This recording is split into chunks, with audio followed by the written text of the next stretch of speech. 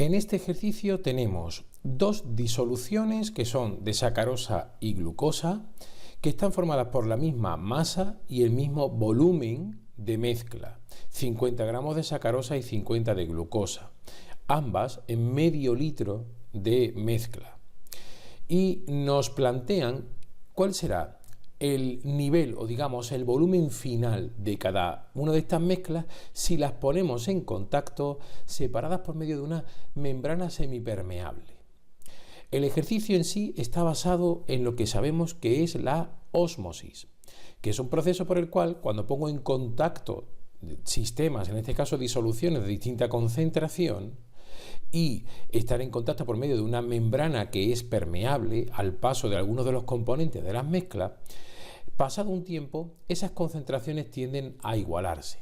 Así que, si tenemos eso en mente, vamos a empezar a trabajar con el ejercicio, primero extrayendo los datos del enunciado.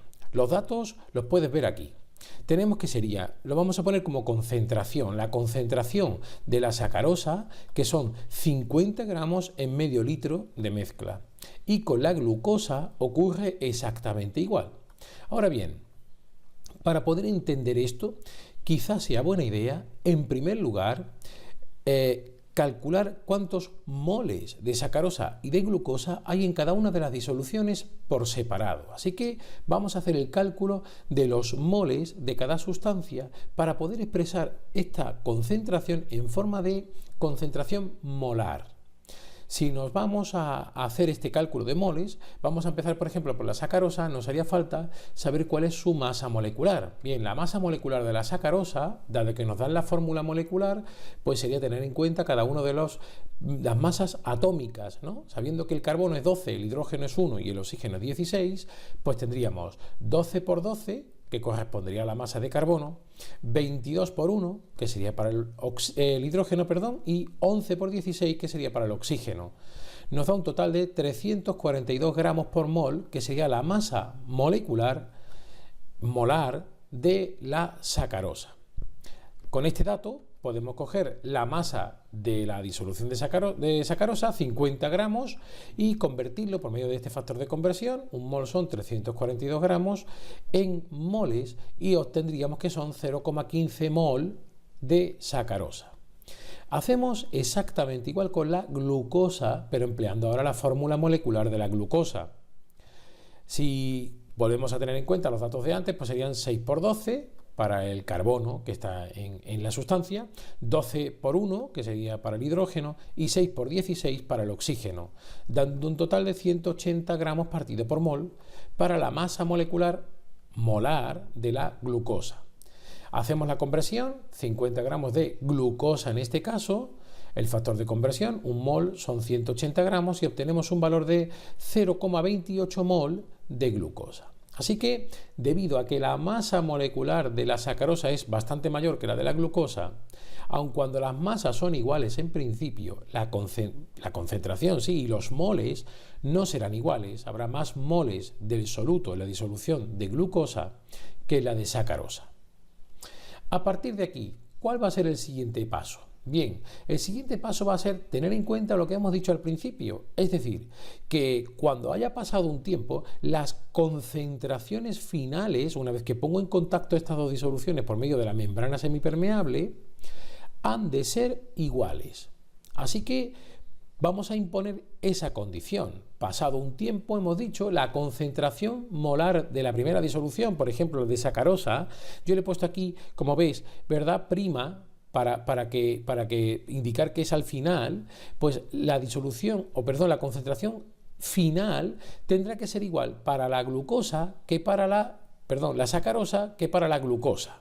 Así que, ¿qué es lo que vamos a hacer? Pues expresar esas concentraciones en función de los moles de cada una de las sustancias partido por los volúmenes finales. Fíjate, por ejemplo, para la disolución 1, que era la de sacarosa, sería los moles de sacarosa, que eso no van a variar, partido por el volumen final de la mezcla, es decir, cuando se haya igualado las concentraciones que haya para la sacarosa. Y lo mismo para la glucosa.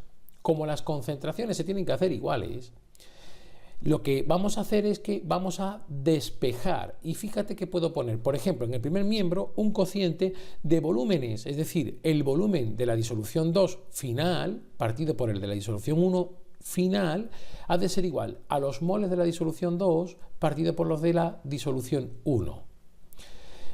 Insisto, poniendo la condición de que las concentraciones finales han de ser iguales y teniendo en cuenta que lo que va a pasar a través de la membrana, ¿verdad?, que estamos utilizando sería el agua, lo que va a ocurrir es que la sacarosa y la glucosa quedarán donde estaban, pero pasará agua de una disolución a otra, de manera que los volúmenes ya no serán iguales como al principio, que eran medio litro en cada caso.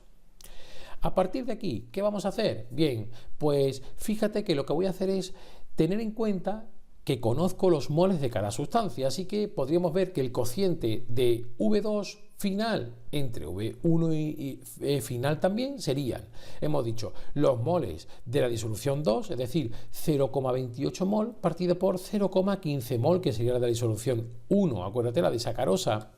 Así que tendríamos que el volumen final de la disolución 2, partido por la de la disolución 1, va a ser igual a 1,87, que es el factor que se obtiene de hacer el cociente anterior.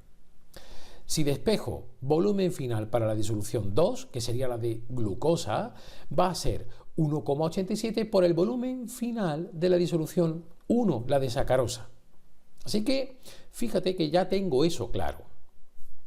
A partir de aquí, debo suponer que los volúmenes son aditivos, es decir, que cuando yo sume la disolución 1 y la disolución 2, el volumen total va a ser 1 litro, así que V1 final más V2 final tiene que ser igual a 1 litro también, porque no va a aparecer un volumen nuevo, sino que lo que vamos a hacer es un trasvase de volumen de la disolución 1 a la disolución 2.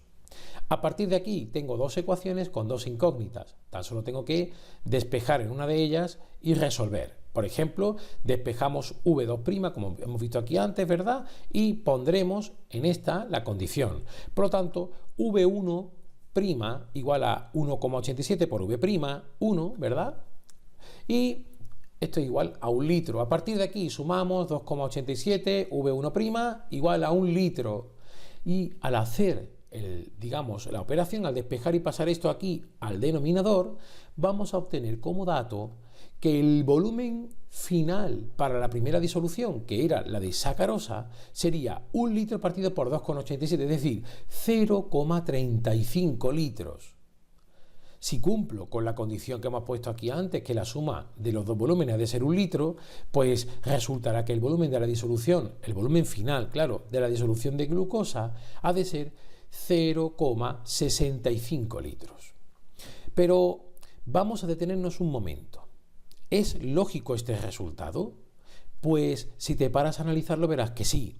Fíjate que había más moles en inicio de glucosa que de sacarosa. Por lo tanto, la concentración inicial, como los dos volúmenes eran iguales antes de ponerlos en contacto, como la concentración inicial de glucosa era mayor que la de sacarosa, parece claro que lo que ha tenido que ocurrir es que ha pasado parte del volumen de una de las disoluciones, en este caso de la disolución 1, a la disolución 2, a la de glucosa, para conseguir así que se igualen. Por lo tanto, que el volumen de sacarosa, de la disolución de sacarosa, se haga más pequeño, es lógico porque parte del agua de esa disolución ha pasado a la de glucosa para que disminuya su concentración. Eso es precisamente el fenómeno de ósmosis. Bien, si te ha gustado el vídeo, por favor, dale al like y estaríamos encantados de que te suscribieras al canal y que nos dejaras algún comentario sobre el vídeo. Muchísimas gracias por tu atención.